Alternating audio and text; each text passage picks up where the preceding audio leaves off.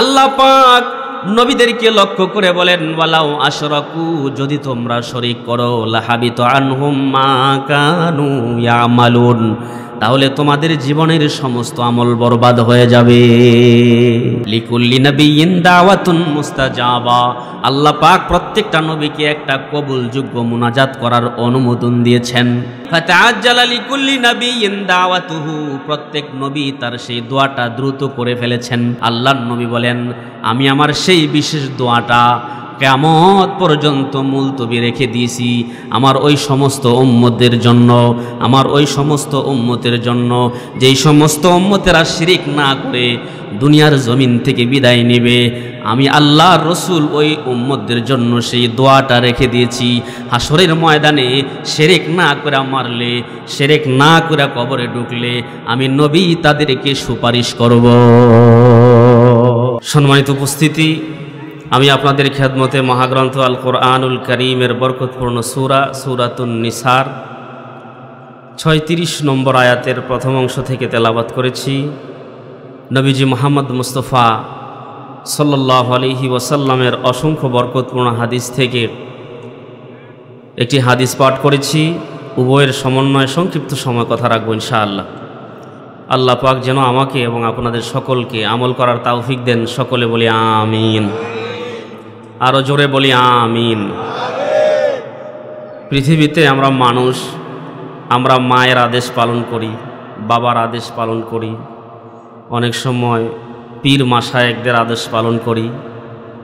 এরকম যে আয়াতে কারিমাটি তেলাওয়াত করেছি, এই আয়াতে কারিমাতে আল্লাহ পাক আমাদেরকে আদেশ করেছেন।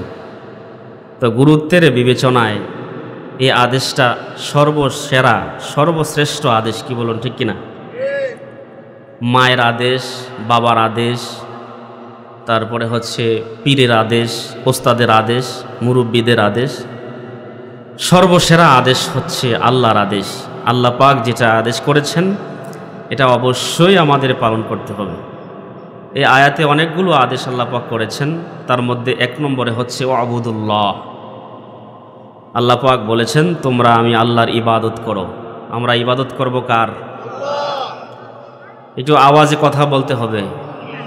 আমরা ইবাদত করব কার? এ আসমান কার? জমিন কার? আমি কার? আপনি কার? ইবাদত হবে কার? আল্লাহর। এখন প্রশ্ন হচ্ছে, ইবাদত কাকে বলে?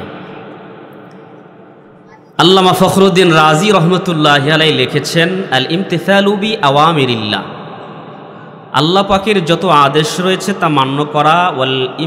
আল ইমতিসালু বি আওয়ামিরিল্লাহ, আল্লাহ পাকের যত আদেশ রয়েছে তা পালন করা। ওয়াল ইজতিনাবু আন নাওয়াহিহি, আর যত বিষয়ে নিষেধ করেছেন তা থেকে বেঁচে থাকার নাম হচ্ছে ইবাদত। আমি আবার বলছি, আল ইমতিসালু বি আওয়ামিরিল্লাহ, আল্লাহ পাক যত আদেশ করেছে তা পালন করা। ওয়াল ইজতিনাবু আন নাওয়াহিহি, আর যত বিষয়ে নিষেধ করেছেন তা থেকে বেঁচে থাকার নাম হচ্ছে ইবাদত। সেটা মুআমালাতের ক্ষেত্রে হইতে পারে, মুআশারাতের ক্ষেত্রে হইতে পারে, মাকুলাতের ক্ষেত্রে হইতে পারে, মাশরুবাতের ক্ষেত্রে হইতে পারে, মালবুসাতের ক্ষেত্রে হইতে পারে। অর্থাৎ উঠা বসা, চলন বলন, খানা দানা, অর্থনীতি, রাজনীতি, ব্যবসা নীতি, সংস্কৃতি, সর্বক্ষেত্রে আল্লাহর আদেশ পালন করা এবং আল্লাহ এবং তার রসুল যা নিষেধ করেছে তা থেকে বেঁচে থাকার নাম হচ্ছে ইবাদত। এখন প্রশ্ন হচ্ছে, ইবাদত বুঝলাম, আল্লাহ এবং তার রসুল যা আদেশ করেছেন তা পালন করা, যা নিষেধ করেছেন তা থেকে বেঁচে থাকা। এখন ইবাদতের মধ্যে সর্বসেরা ইবাদত কোনটা? মাশাআল্লাহ, অনেকে বলে ফেলেছেন। রাসূল আকরাম সাল্লাল্লাহু আলাইহি ওয়াসাল্লাম বলেছেন, ইন্না খায়রা আমালিকুমুস সালাহ। পৃথিবীতে আল্লাহকে পাবার যত মাধ্যম আছে, যত ইবাদত বন্দেগী আছে, সবচেয়ে সেরা ইবাদত, সবচেয়ে শ্রেষ্ঠ ইবাদত হচ্ছে নামাজ। সেরা ইবাদত কি? নামাজ। সবচেয়ে শ্রেষ্ঠ ইবাদত, সেরা ইবাদত হচ্ছে নামাজ। এই নামাজের হিসাব হাসরের ময়দানে আল্লাহ পাক সর্বপ্রথম নেবেন। যখন নামাজের হিসাব নেবেন, ফেরেশতারা আল্লাহর কাছে আবদার করবেন, আল্লাহ আপনার বান্দার নামাজের হিসাব তো নিলাম, কিন্তু নামাজের হিসাব নিতে গিয়া দেখলাম নামাজের মধ্যে কিছু ভুল ত্রুটি আছে, ত্রুটি বিচ্ছুতি আছে। এগুলো কি করব? আল্লাহ পাক তখন বলবেন যে দেখো আমার বান্দার আমল নামায় নফল কোনো ইবাদত আছে কিনা। যদি আমার বান্দার আমল নামায় নফল ইবাদত থাকে, তাহলে আমার বান্দার নফল ইবাদতগুলো দিয়া ফরজের ত্রুটি বিচ্ছুতিগুলি পূর্ণ করে দাও। তাহলে ফরজের পাশাপাশি নফলের প্রয়োজন আছে না নাই? জোরে বলেন, প্রয়োজন আছে না নাই? রাসূল আকরাম সাল্লাল্লাহু আলাইহি ওয়াসাল্লাম বলেছেন, মান সাবারা আলা ইসনাই আশরাতা রাকাতান ফিল ইয়াউমি ওয়াল লাইলাতি, যেই ব্যক্তি দিনে রাতে 24 ঘন্টায় 12 রাকাত নামাজ পড়বে, বানাল্লাহু লাহু বাইতান ফিল জান্নাহ, আল্লাহ পাক ওই 12 রাকাত নামাজ পড়নেওয়ালার জন্য জান্নাতে একটা ঘর বানায়া দিবেন। নামাজগুলো কি? রাকাতাইনি ক্বাবলাল ফাজরি, ফরজের নামাজের আগে 2 রাকাত নামাজ আছে না নাই? ওয়া আরবাআন ক্বাবলা যুহরি, জোহরের ফরজের আগে 4 রাকাত। ওয়া রাকাতাইনি বাদাহা, জোহরের ফরজের পরে 2 রাকাত।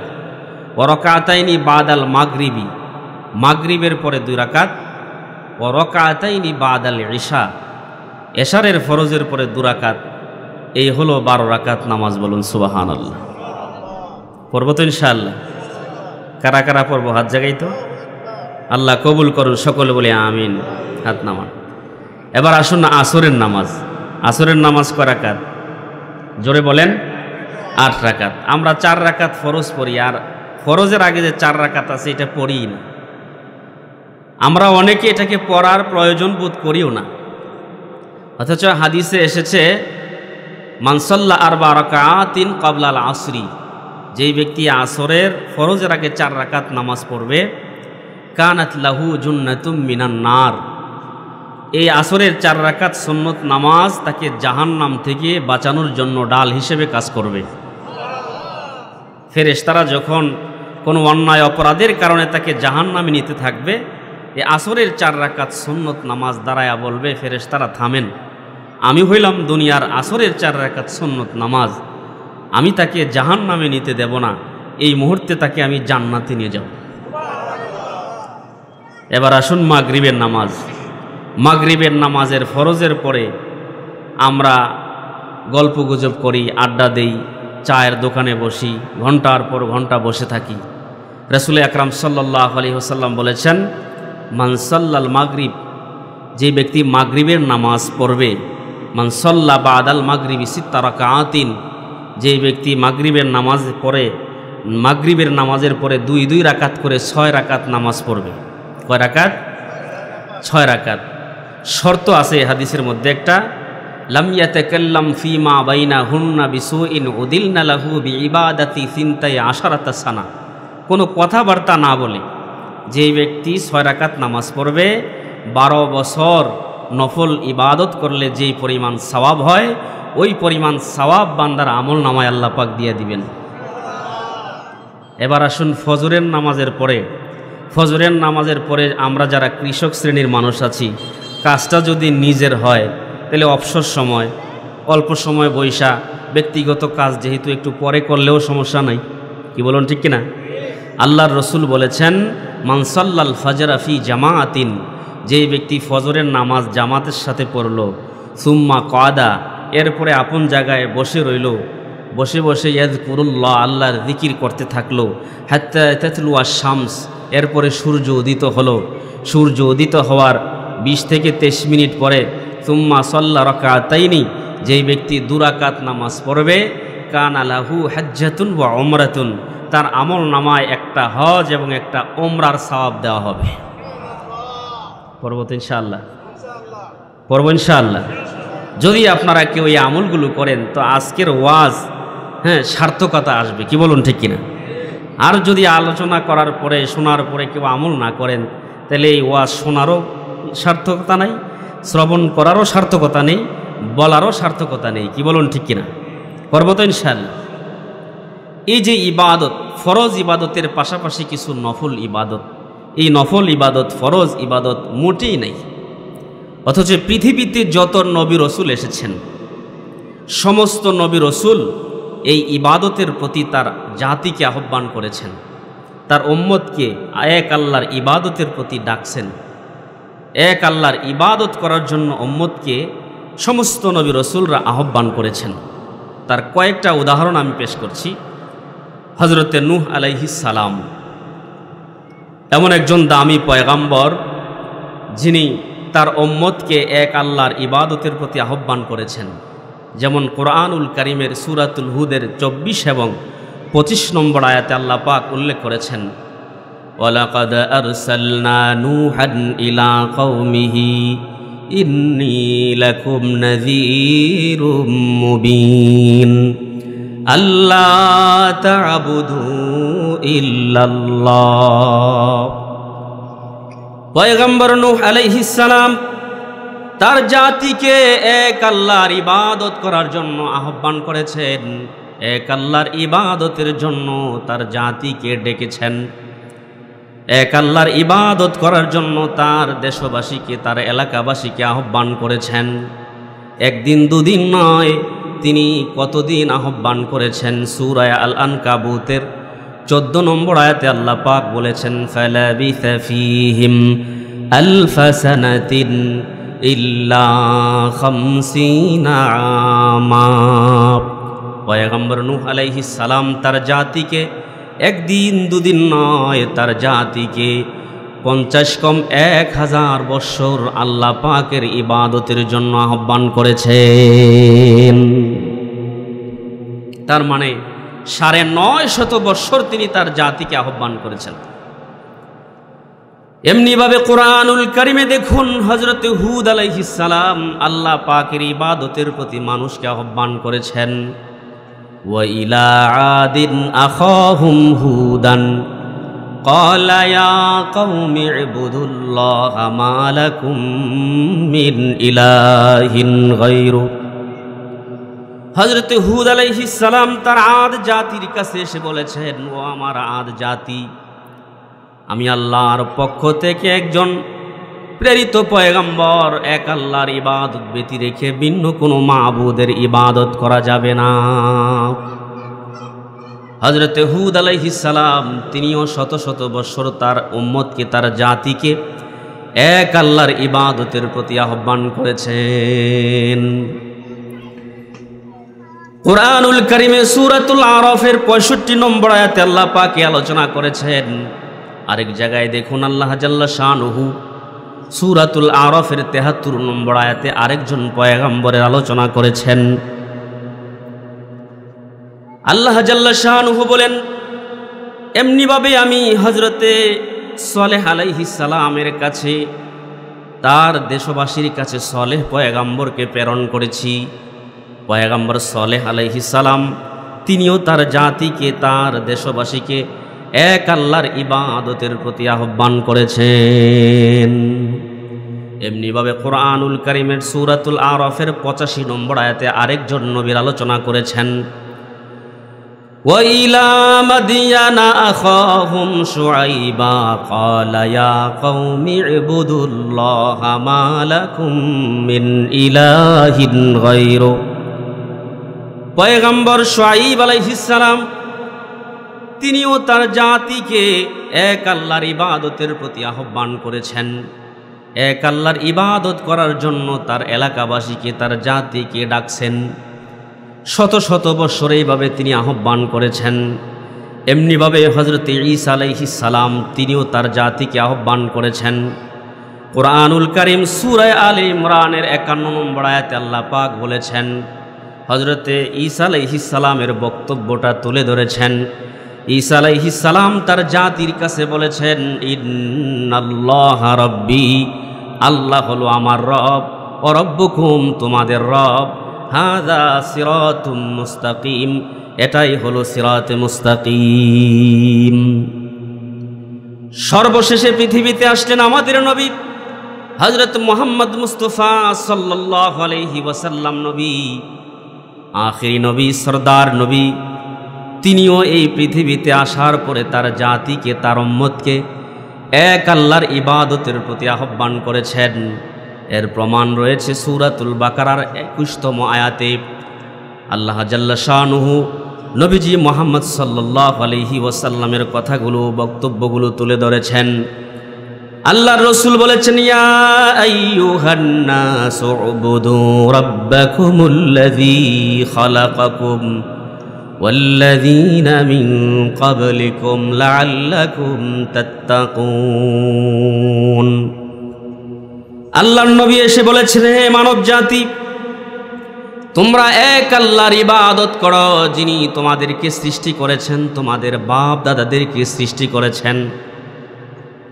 তাহলে এই পৃথিবীতে যত নবী রসুল এসেছেন, সমস্ত নবী রসুল তার দেশবাসীকে, তার এলাকাবাসীকে, তার জাতিকে এক আল্লাহর ইবাদতের জন্য আহ্বান করেছেন। আর ইবাদতের মধ্যে সর্বসেরা ইবাদত হলো নামাজ। ঠিক না বে ঠিক? দুঃখজনক বিষয় হলো, নামাজের প্রতি আমাদের কোনো দরদ নাই, নামাজের প্রতি আমাদের কোনো আকর্ষণ নাই, নামাজের প্রতি আমাদের কোনো ভালোবাসা নাই। অথচ এই জমিনে, আসমানের নিচে জমিনের উপরে একদল আশিক ছিল, একদল প্রেমিক ছিল। গভীর রাত যখন হয়ে যাইত, গভীর রাত্রে ঘুম থেকে জাগ্রত হয়ে পবিত্রতা অর্জন করার জন্য পানি তালাশ করত। দুঃখজনক বিষয় হলো, বর্তমানে আমাদের দেশে রাত্র যখন গভীর হয়, মানুষ বড় রাত্র গভীর হইলে আড্ডা তালাশ করে। কোথায় আড্ডা পাওয়া যায়, কোন দোকানে বেশি সময় টেলিভিশন লাগায় রাখে, ওই আড্ডার জায়গাগুলো আমরা তালাশ করি। আর আসমানের নিচে জমিনের উপরে একদল আশিক বান্দা ছিল, রাত্র যতই গভীর হতো আল্লাহর ইবাদত করার জন্য তারা পাগল পাড়া হয়ে যাইত। দেখুন, ইব্রাহিম ইবনে আদহাম রাহমাতুল্লাহি আলাইহি গভীর রাত্রে ঘুম থেকে জাগ্রত হয়ে তিনি ঘরে পানি তালাশ করতেছিলেন। পানি তালাশ করে ওযু করবেন, ওযু করে আল্লাহর কুদরতি কদমে সিজদা দিবেন। ঘরের কোথাও তিনি পানি তালাশ করে পান নাই। ওনার জানা আছে পাশেই একটা জঙ্গল আছে, ওই জঙ্গলের ভিতরে একটা কুয়া আছে, ওই কুয়াতে পানি আছে। এজন্য তিনি বালতি আর রশি লইয়া জঙ্গলের দিকে যাইতে শুরু করলেন।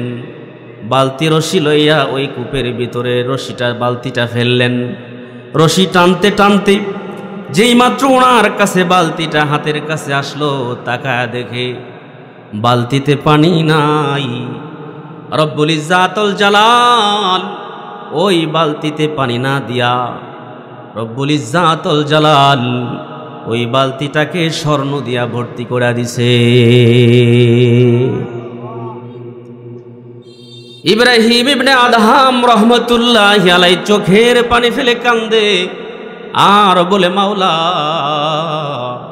এই গভীর রাত মানুষজন আপন নিবাসে ঘুমায়, পশু পাখিগুলো আপন নিরে ঘুমায়, আর আমি চাইছিলাম পবিত্রতা অর্জন করে তোমার কুদরতি কদমে একটু সিজদা দিব। তুমি আমাকে এই সুযোগ না দিয়া, পানি না দিয়া আমাকে স্বর্ণ দিয়া ফিরায়া দিতে চাও। ওগো মালিক, এই স্বর্ণের আমার প্রয়োজন নাই, আমার প্রয়োজন একটু পবিত্রতা অর্জন করার পানি। আল্লামা ফরিদউদ্দিন আত্মা রাহমাতুল্লাহি আলাইহি তাজকিরাতুল আউলিয়া নামক কিতাবে লেখেন, আল্লাহর বান্দা স্বর্ণগুলো কূপের ভিতরে ফেলে দিলেন, আবার বালতি রশি ছাড়লেন পানি আনার জন্য। দ্বিতীয়বার যখন রশি টেনে টেনে বালতিটা হাতের কাছে আসে, এবারও তাকায় দেখে এবারও পানি নাই। আমার আল্লাহ পানির পরিবর্তে এবার রূপা দিয়া বালতিটাকে পূর্ণ করে দিয়েছে। ইব্রাহিম ইবনে আদহাম রাহমাতুল্লাহি আলাইহি কান্দে আর বলে, আল্লাহ, চাইছিলাম একটু পবিত্রতার পানি, তুমি তা না দিয়ে রূপা দিয়া ফিরায়া দিবার চাও। দরকার নাই, এই রূপার আমার প্রয়োজন নাই, তে রূপাগুলো ফেলে দিলেন। তৃতীয়বার বালতি যখন ছাড়লেন, এবার রশি টেনে হাতের কাছে বালতি আনলে তাকায় দেখে এবার স্বর্ণ রূপার চাইতে দামি মুতি দিয়া আল্লাহ বালতিটাকে পূর্ণ করে দিয়েছে। আল্লাহর গোলাম কান্দে আর বলে, আল্লাহ চাইছিলাম এই নীরব নিস্তব্ধ সময়ে গভীর রাতে একটু তোমার ইবাদত করব, তোমার কুদরতি কদমে সিজদা দিব, তুমি দুনিয়া দিয়া আমারে ফিরায় দিবার চাও। হায় হায়, গভীর রাতে আল্লাহওয়ালাদের কাছে গভীর রাত্রটা বড় দামি ছিল। রাত্র যখন গভীর হতো ইবাদত বন্দিগিতে তারা রত হতো। আর বর্তমান যুগে রাত্র যখন গভীর হয় মানুষের গুনাহের পরিবেশ তত গভীর হয়। কি বলেন ঠিক না বেঠি? রাত্র যখন গভীর হয় গুনাহের পরিবেশে আমরা যাই, গুনাহের পরিবেশ খুঁজি। এজন্য হায়াতের জিন্দিগিতে আপনি ফরজ নামাজের পাশাপাশি নফল ইবাদত বন্দিগি যদি করেন তো আল্লাহ পাক আপনার জিম্মাদারি তার কুদরতি হাতে তুলে নেবেন। বান্দা যখন মালিকের গোলামি করে ওই বান্দার জিম্মাদারি আল্লাহ পাক তার কুদরতি হাতে তুলে নেয়। বান্দা যখন আল্লাহর ইবাদতে রত হয় তো ওই বান্দার দায়িত্ব, তার ব্যবসার দায়িত্ব, তার সন্তানের দায়িত্ব, তার মালের দায়িত্ব, তার দুনিয়া এবং আখিরাতের যাবতীয় দায়িত্ব আল্লাহ পাক কুদরতি হাতে তুলে নেয়। দেখুন মাসনবী রুমিতে লেখা হয়েছে, শাইবান রহমতুল্লাহি আলাইহি কিছু বকরি নিয়ে জঙ্গলে গিয়েছিলেন বকরি চরানোর জন্য। এমন মুহূর্তে আজানের আওয়াজ ওনার কানে ভেসে আসছে। তিনি চিন্তা করেন আজান তো চলে আসলো, এখন আমার আর বসে থাকা ঠিক হবে না। তবে বকরিগুলো যদি জঙ্গলে রেখে যাই, জঙ্গলের ভাগ বল্লুকগুলো আমার বকরির উপরে আক্রমণ করবে। আর যদি নামাজে না যাই হাসরের ময়দানে আল্লাহর আদালতে কি জবাব দিব? এই বিষয়টাকে সামনে রেখে মুহূর্তের মধ্যে সিদ্ধান্ত নিল, আমার বকরিগুলো জঙ্গলের বাঘ খেয়ে ফেলুক, কোনো দুঃখ নাই, কিন্তু হাসরের ময়দানে আল্লাহর আদালতে আমি আসামি হইতে পারবো না। আমরা হইলে কি করতাম? আগে নিজের ব্যক্তিগত কাজগুলো করতাম, তারপরে নামাজ। কি বলুন ঠিক কিনা? আল্লাহর বান্দা সিদ্ধান্তে উপনীত হলো, আমার বকরিগুলো জঙ্গলের হিংস্র ভাগ বল্লুক খেয়ে ফেলুক, আমার কোনো আফসোস নাই, কিন্তু হায়াতের জিন্দিগিতে মালিকের ইবাদত না করে আল্লাহর আদালতে আসামি হইতে পারবো না। এজন্য গাছ থেকে একটা মরা ডালা হাতে লইয়া বকরিগুলো যেই চারণভূমিতে ঘাস খাইতেছিল ওই চারণভূমির চতুর্দিকে একটা গোল দাগ দিতেছে, হামচুনি শাইবানে রাইমি কাশিদ, হামচুনি শাইবানে রাইমি কাশিদ, গেরদে বর্গেরদেরি মা খাতে পদিদ, গেরদে বর্গেরদেরি মা খাতে পদিদ। আল্লাহর বান্দা বকরির চতুর্দিকে একটা গোল রেখা টাইনা যেদিক থেকে আজানের আওয়াজ তার কানে আসছিল, আল্লাহর বান্দা নামাজ পড়ার জন্য ওই দিকে রওনা হয়ে গেল। চুপ জৌমামি শুধু ওয়াক্তে নামাজ, চুপ জৌমামি শুধু ওয়াক্তে নামাজ, তানা ইয়ারদ গির গয়া যা তরকে তাজ। যেদিক থেকে আজানের আওয়াজ আল্লাহর বান্দার কানে এসে পৌঁছেছিল ওই দিকে রওনা হয়ে গেছে। ধীরস্থিরতার সাথে নামাজ আদায় করে উনি যখন আবার জঙ্গলের দিকে আসলো, তাকায় দেখে আশ্চর্য এক ঘটনা। হিচে গেরগে দরনা রফতে আন্দাজে আ, হিচে গেরগে দরনা রফতে আন্দাজে আ, গুসে পান্দে হামনা গশতে জানা শা। জঙ্গলের ভিতরে প্রবেশ করে আল্লাহর বান্দা তাকায় দেখে বকরিগুলো চতুর্দিকে ভাগ বল্লুক দাঁড়িয়ে আছে, নির্বিঘ্নে নির্ভয়ে বকরিগুলো চারণভূমিতে ঘাস খাইতেছে। একটা ভাগ বল্লুক বকরিগুলোর উপরে আক্রমণ করে না, আর বকরিগুলো কোনো ভাগ বল্লুককে ভয় পায় না, ডরায় না। আল্লামা জালালউদ্দিন রুমি রহমতুল্লাহ আলাইহি লিখেছেন, বাদেহের সে গেরগে ও হের সে গুসান্দ, बादेहर से गिर गे वहर से गुसंद दायरा मुर्दे खुदारा बुदे बंद আল্লাহর বান্দা আল্লাহর ইবাদত করতে চলে গেছেন আর এই বকরিগুলোর দায়িত্ব আল্লাহ পাক তার কুদরতি হাতে তুলে নিছেন। তার মানে বকরিগুলো আর ভাগ বল্লুকগুলোর মাঝে একটা কুদরতি দেয়াল আল্লাহ পাক সৃষ্টি করে দিয়েছেন, যে দেয়ালটা টপকায়া ভাগ বল্লুকগুলো বকরিগুলোর উপরে আক্রমণ করতে পারছে না। আর দেয়াল যেহেতু আছে, ভাগ বল্লুকগুলো যেহেতু আসতে পারতেছে না, এজন্য বকরিগুলো তাদেরকে কোনো ভয় পাচ্ছে না, নির্বিঘ্নে নির্দ্বিধায় ঘাস খাইতেছিল। বলুন সুবহানাল্লাহ। যে মালিক বান্দার বকরির জিম্মাদারি নেয় সে মালিক আছে না নাই? ইমানি আওয়াজ তুলে বলুন সে মালিক আছে না নাই? এজন্য আমার মুসলমান ভাইরা হায়াতের জিন্দেগিতে সেই মালিকের ইবাদত যখন করব, বন্দেগী যখন করব, আমার জিম্মাদার, আমার হায়াতের জিম্মাদার, আমার সন্তান সন্ততি, আমার ব্যবসা বাণিজ্য, আমার দুনিয়া আখিরাত সব কিছুর জিম্মাদার হয়ে যাবেন কে? সব কিছুর দায়িত্ব নিয়ে যাবেন কে? এজন্য হায়াতের জিন্দেগিতে যতটা মুহূর্ত বেঁচে থাকবো, এক নম্বর নির্দেশ হলো আল্লাহ পাকের ওয়াবুদুল্লাহ। বান্দা, যতটা মুহূর্ত তুমি জমিনে বেঁচে থাকবে ততটা মুহূর্ত তুমি আমি আল্লাহর ইবাদত করবে। ইবাদত করব কার? দুই নম্বর নির্দেশ আল্লাহ পাক দিয়েছেন, ওয়ালা তুশরিকু বিহি শাইআ, আমি আল্লাহর সাথে কাউকে শরীক করবা না। এক নম্বর নির্দেশ হচ্ছে আমি আল্লাহর ইবাদত করো। দুই নম্বর নির্দেশ হচ্ছে, দুই নম্বর আদেশ হচ্ছে আমি আল্লাহর সাথে কাউকে শরীক সাব্যস্ত করবা না। আল্লাহর সাথে অংশীদার সাব্যস্ত করা ভালো না খারাপ? জোরে বলেন, ভালো না খারাপ?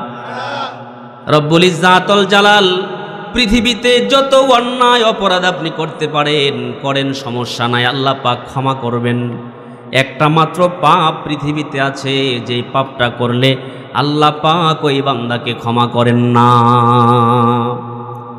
সেই পাপটা হচ্ছে আল ইশরাকু বিল্লাহ, আল্লাহর সাথে শরীক করা, আল্লাহর সাথে অংশীদার সাব্যস্ত করা।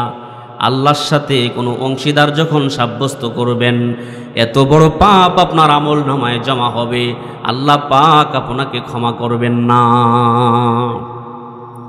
আমার মুসলমান ভাইরা, এজন্য হায়াতের জিন্দেগিতে যেন এমন শিরকের গুনাহ আমার আপনার আমল নামায় না থাকে, সেদিকে সব সময় লক্ষ্য রাখতে হবে। ঠিক না বেঠি?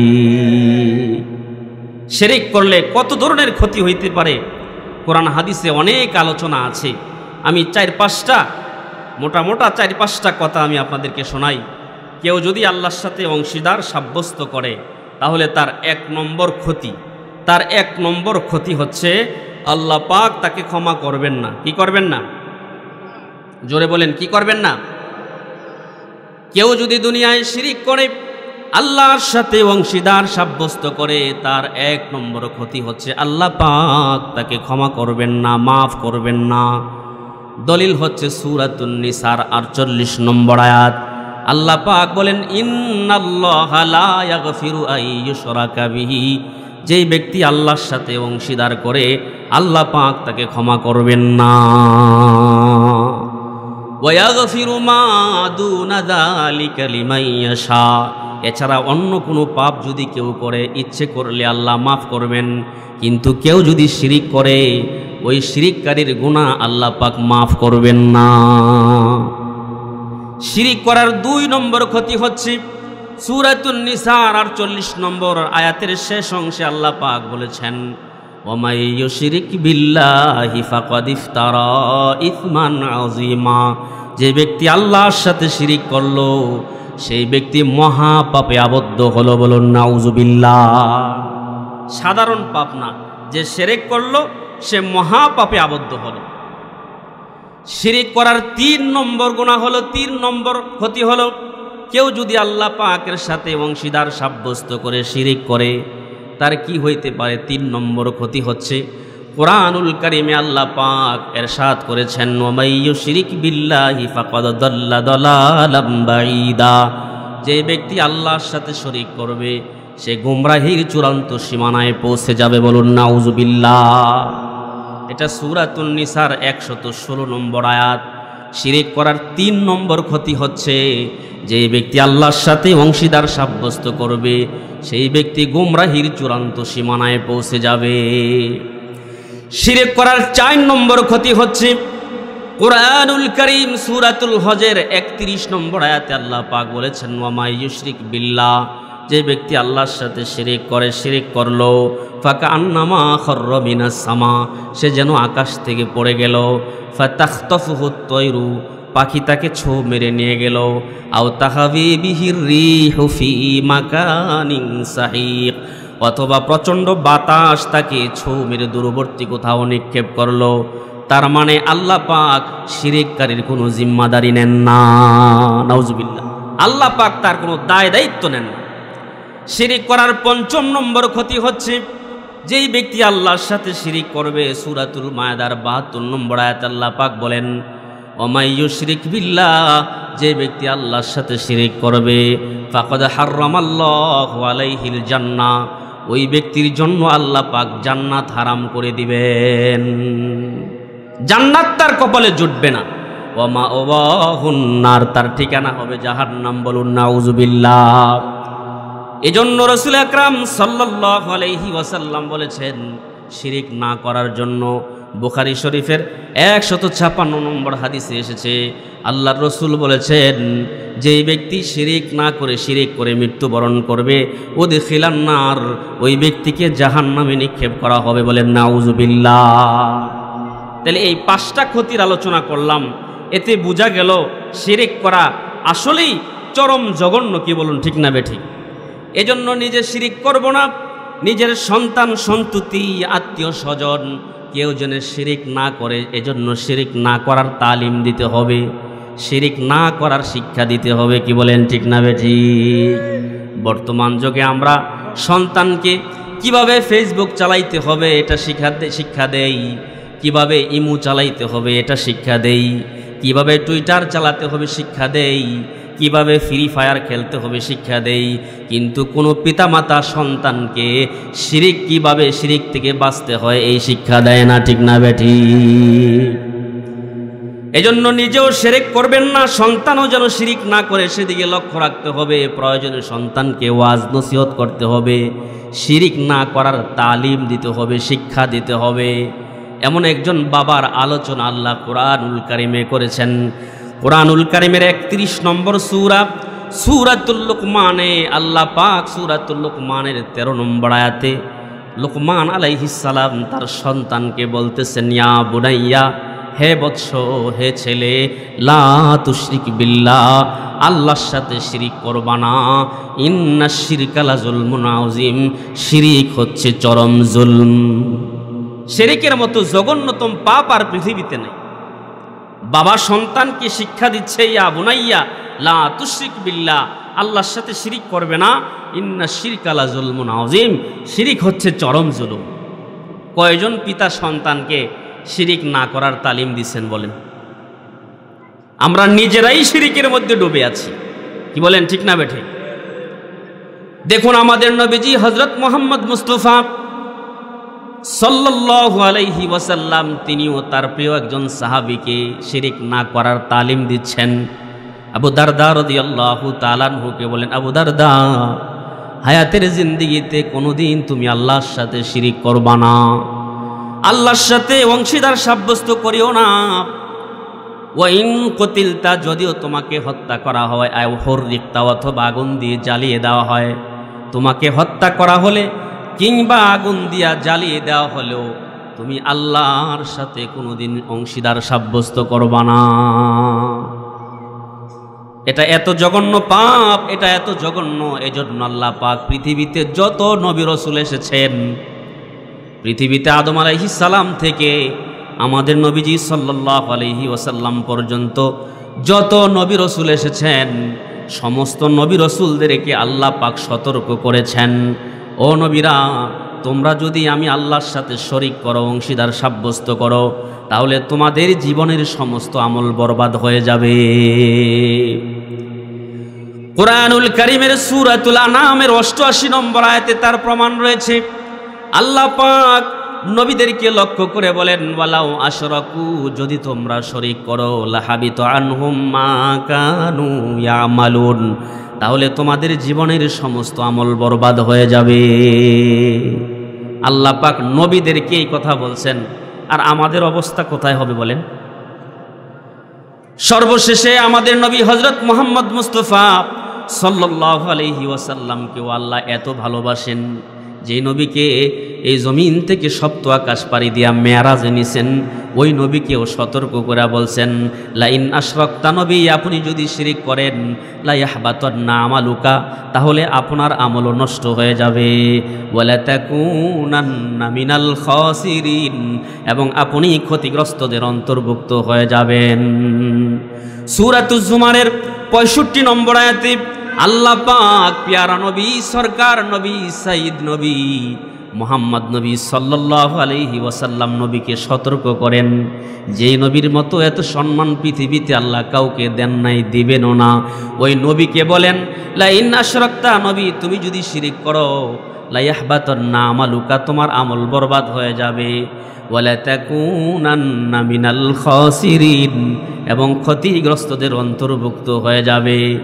নবীর বেলায় যদি আল্লাহ এত কঠোর হয়, তাহলে আমার আপনার বেলায় কি হবে বলুন? এই জন্য হায়াতের জিন্দিগিতে শিরিক করা যাবে না, শিরিক থেকে আমাদের বেঁচে থাকতে হবে। কি বলুন, ঠিক না বেঠিক? জোরে বলুন, ঠিক না বেঠিক? যদি আপনি শিরিক থেকে বাঁচতে পারেন, তাহলে নবীজির সুপারিশ পাবেন। সুবহানাল্লাহ বলেন। একটা হাদিসে এসেছে, আল্লাহর রাসূল বলেছেন, লিকুল্লি নাবিয়্যিন দাওয়াতুন মুস্তাজাবা, আল্লাহ পাক প্রত্যেকটা নবীকে একটা কবুলযোগ্য মুনাজাত করার অনুমোদন দিয়েছেন। ফাতাআজ্জালা লিকুল্লি নাবিয়্যিন দাওয়াতুহু, প্রত্যেক নবী তার সেই দোয়াটা দ্রুত করে ফেলেছেন।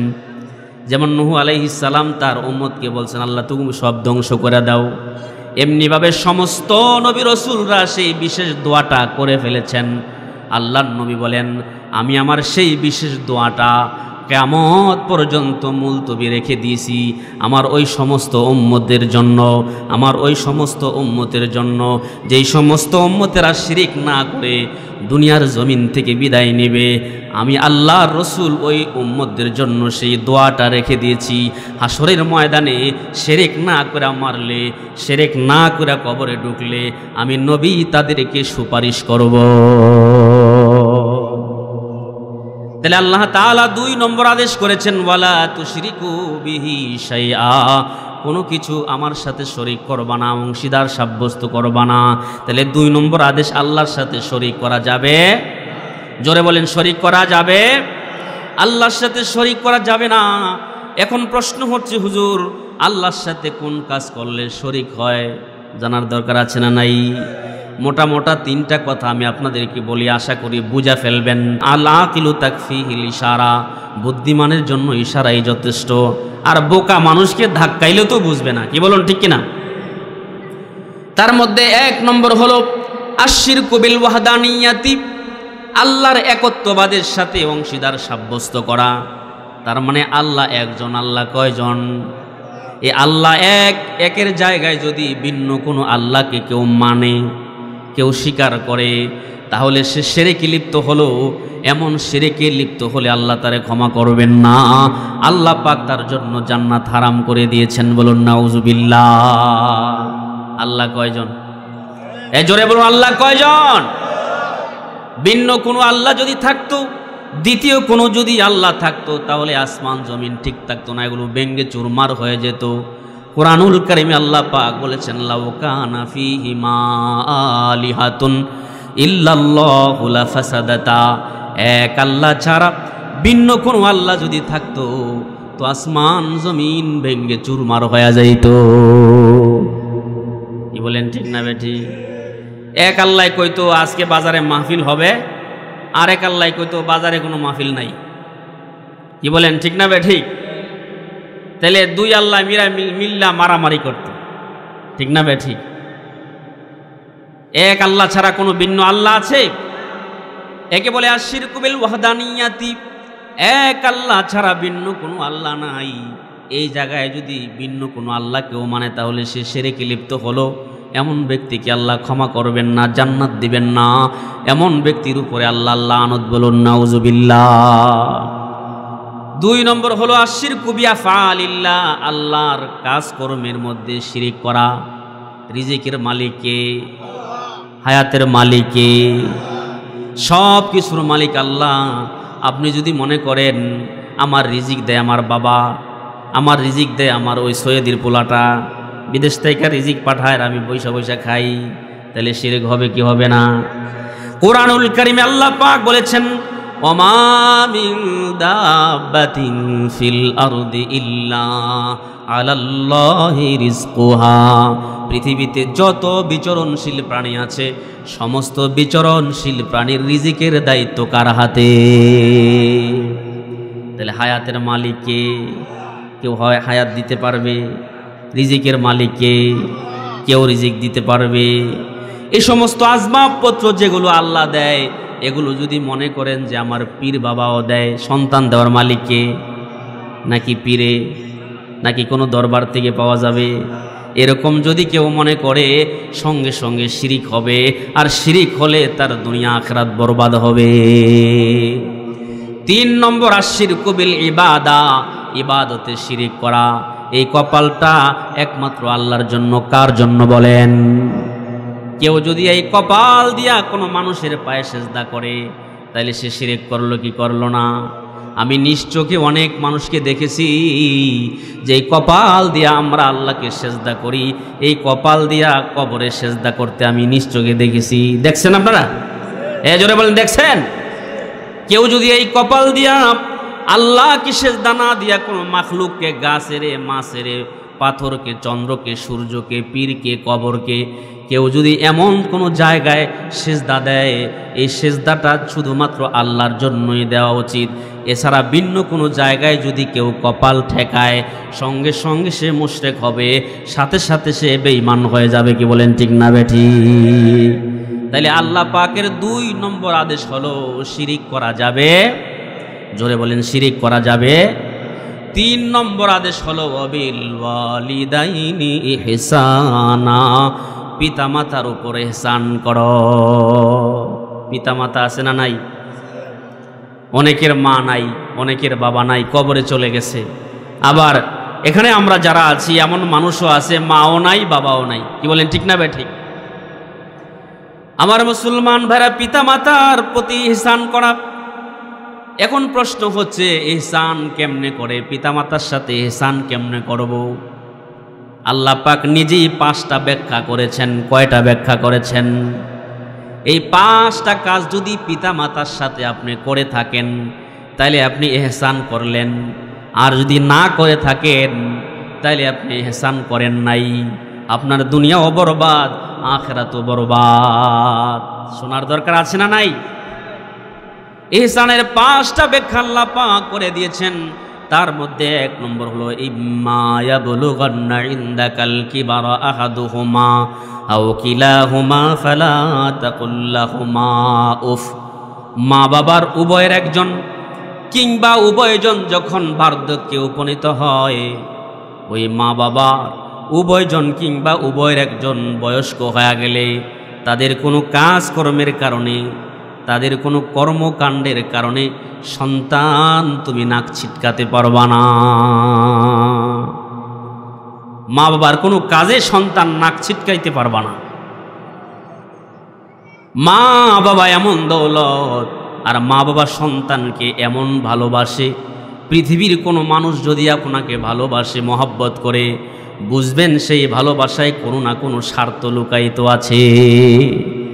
একমাত্র মা, জন্মদাতা বাবা সন্তানকে যে ভালোবাসে, নিঃস্বার্থের ভালোবাসা, এই ভালোবাসার মধ্যে কোনো ভেজাল নাই।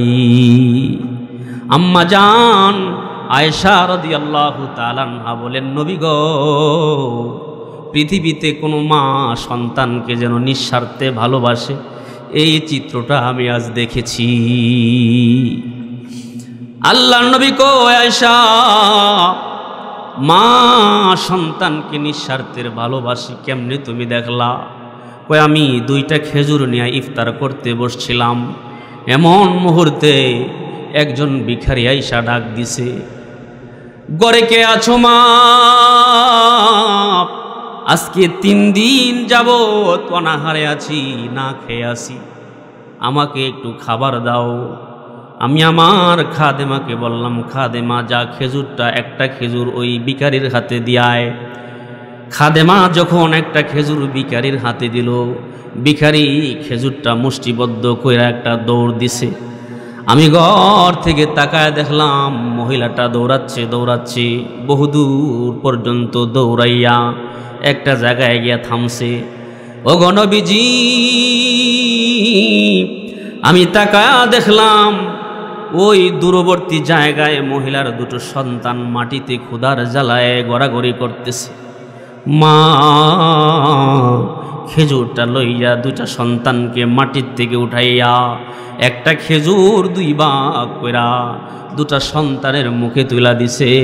3 দিনের অনাহার মা খেজুর থেকে সামান্য খায় নাই। ওগো আল্লাহর নবী, এই দৃশ্য দেখে আমি সহ্য করতে পারি নাই। সঙ্গে সঙ্গে আমি খাদেমাকে বললাম, খাদেমা যাও যাও, 2য় খেজুরটাও তুমি দিয়ে আসো। আমার খাদেমা যখন 2য় খেজুরটাও দিয়ে আসলো, আমি তাকায় দেখলাম ওই মা সন্তানগুলোকে 2য় খেজুরটাও 2 ভাগ করে খাওয়ায়া দিছে। মা তখনও খাবার খায় নাই, 2য় খেজুর থেকেও মা মুখে দেয় নাই। এজন্য আমি বুঝলাম দুনিয়ায় কেউ কাউকে ভালোবাসলে মায়ের মতো হয় না। এমন নিঃস্বার্থের ভালোবাসা আর কোথাও পাওয়া যায় না। কি বলেন, ঠিক না বেঠিক? এজন্য বলি গো ভাই, আল্লাহর নবী বলেছেন, মা বাবা এমন দৌলত, মা মিন ওয়ালাদিন বারিন ইয়ানজুরু ওয়ালিদাইহি নাজারা রাহমা। কেউ যদি মায়ার নজরে, দয়ার নজরে মা বাবার চেহারার দিকে তাকায়, আল্লাহ পাক ইল্লা কাতাবাল্লাহু লাহু বিকুল্লি নাজরাতিন হাজ্জাতিন মাবরুরা। যতবার মায়ের চেহারার দিকে তাকাইবে, যতবার বাবার চেহারার দিকে তাকাইবে, আল্লাহ পাক ততবার কবুল হজের সওয়াব দিয়া দিবেন। ক্বালু ওয়া ইন নাযারা কুল্লা ইয়াউমিন মিআতা মাররা। সাহাবায়ে কেরাম বলেন, ওগো নবীজি, কেউ যদি সন্তান 100 বার মার চেহারার দিকে তাকায়, বাবার চেহারার দিকে যদি কেউ দৈনিক 100 বার তাকায়, তাহলে তার ব্যাপারে আপনি কি বলেন? আল্লাহর নবী বলেন, ক্বালা নাআম। কোন সন্তান যদি 100 বার মা বাবার চেহারার দিকে তাকায়, আল্লাহ পাক ওই সন্তানের আমল নামায় 100টা কবুল হজের সওয়াব দিয়া দিবে। তাহলে নিঃস্বার্থের ভালোবাসা একমাত্র মায়ের কাছে আছে। এজন্য আল্লাহর রসুল সাহাবীদেরকে বলতেন। এক সাহাবী গিয়া বলেন, নবী গো, আপনি আমাকে যুদ্ধে যাবার অনুমতি দেন, হিজরত করার অনুমতি দেন। আল্লাহর রসুল বলেন, তোমার কি মা বাবার কেউ আছে? কয়, হ্যাঁ, আমার মা বাবা আছে। কয়, ফারজি ইলা ওয়ালিদাইকা, তুমি তোমার মা বাবার কাছে চলে যাও। ফাহসিন সুহবাতাহুমা, তুমি তোমার মা বাবার কাছে গিয়া তাদের সাথে সুন্দর আচরণ করো। কারণ মা বাবা এমন দামি দৌলত, মা বাবা যদি নেক দোয়া করে সেটাও আল্লাহ কবুল করে, মা বাবা যদি বদদোয়া করে সেটাও কবুল করেন কে? যেমন এক মা মুসাল্লায় বসে দোয়া করতেছেন, আয় আল্লাহ, আমার সন্তান 2 চোখের আন্ধা, এই 2 চোখের আন্ধা তোমার আসমান জমিন গ্রহ রবি চন্দ্র নক্ষত্র কিছুই দেখে না, আমার সন্তানের চোখে তুমি আলো দান করো। মা তখনও মুনাজাত শেষ করে নাই, মা তাকায় দেখে মায়ের দোয়ার বরকতে আল্লাহ পাক সন্তানের চোখে আলো দান করছে। তাহলে মায়ের দোয়া কাজে লাগে না? জোরে বলেন, লাগে কি লাগে না? মা যদি বদদোয়া করে সেটাও কবুল করেন কে? যেমন হাদিসে নবীজি সাল্লাল্লাহু আলাইহি ওয়াসাল্লাম বলেছেন, বনি ইসরাইলের এক লোক বড় আবেদ ছিল, ইবাদত বন্দেগী করার জন্য আলাদা করে একটা ঘর বানায় নিছে। একদিন মা যাইয়া ঘরের সামনে ডাকতেছে, ইয়া জোরাইজু, এরে জোরাইজ, তুমি ঘরে আছো নি? জোরাইজ রহমতুল্লাহি আলাইহি তখন নামাজে বসা ছিল। তিনি চিন্তা করেন, আমি কি মায়ের ডাকে সাড়া দিব নাকি নামাজ পড়ব? ইয়া রব্বি উম্মি ওয়া সালাতি, ও গরব, আমার নামাজ আমার মা। তিনি সিদ্ধান্ত নিলেন, মায়ের ডাকে একটু পরে সাড়া দিব, আগে নামাজটা শেষ করি। তিনি নামাজ পড়তে পড়তে মা চলে আসছেন। একদিন, দুদিন, 3 দিন মা না পাইয়া, তৃতীয় দিন মা সন্তানকে ডাইকা না পাইয়া ছোট্ট করে একটা বদদোয়া দিছে। শুনতে চান আপনারা? ছোট্ট করে একটু বদদোয়া দিছে, ইয়া জুরাইজু লা আমাতাকাল্লাহু ইয়া জুরাইজু হাত্তা তানজুরা ফি ওয়াজহিল মুমিসাত। যার বাংলা তরজমা হচ্ছে, আল্লাহ হে জুরাইজ, তোমাকে 1 দিন, 2 দিন, 3 দিন ডাকলাম, কোনো সারা শব্দ দিলা না, কোনো অসতীর নারীর চেহারা না দেখা যেন তোমার আল্লাহ মরণ না দেয়। মার এই সামান্য বদদোয়া, হাদিসের শেষ প্রান্তটা শোনাই। কিছুদিন পরে একজন মহিলা কোলে একটা বাচ্চা লয়া এলাকায় ঘুরে আর বলে, ও এলাকার লোকেরা শোনো, এই যে আমার কোলে বাচ্চাটা দেখতে পাচ্ছ, এটা জুরাইজের সন্তান। মুহূর্তের মধ্যে এই সংবাদ সারা দেশে পৌঁছে গেলে বনি ইসরায়েলের লোকেরা কিছু লোক পাঠাইছে, যাও ইহদিমু সৌমাতাহু, এ আবেদের ঘরটা ভাঙ্গা দিবা, মাটির সাথে ঘুরাইয়া দিবা, ও আতুনি বিহি, এবং তার কোমরে শিকল লাগায়া আমাদের কাছে নিয়ে আসবা।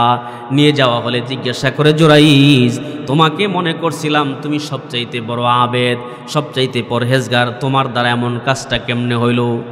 এখন যদি উনি কিছু বলতে চায় কেউ শুনবে না, কারণ অপরাধী হয়ে গেছে। এবার জুরাইজ রহমতুল্লাহ আলাইহি বলেন, ও বনি ইসরায়েল লোকেরা, তাহলে বাচ্চাটাকে নিয়ে আসো, আমি বাচ্চাটাকে জিজ্ঞাসা করি তার বাবার পরিচয় কি। পৃথিবীতে 3 জন বাচ্চা শিশু অবস্থায় কথা বলছেন, সময় না থাকার কারণে বলা যায় নাই, শুধু নামগুলো বলে দেই। একটা হচ্ছে ঈসা আলাইহিস সালাম, দুগ্ধ পান করে ওই সময় কথা বলছেন। দ্বিতীয় হচ্ছে এই হাদিসে যিনি এই জুরাইজের সাক্ষী দিয়েছেন এই বাচ্চা। তৃতীয় এই হাদিসের শেষেই আরেকটা বাচ্চার কথা আছে।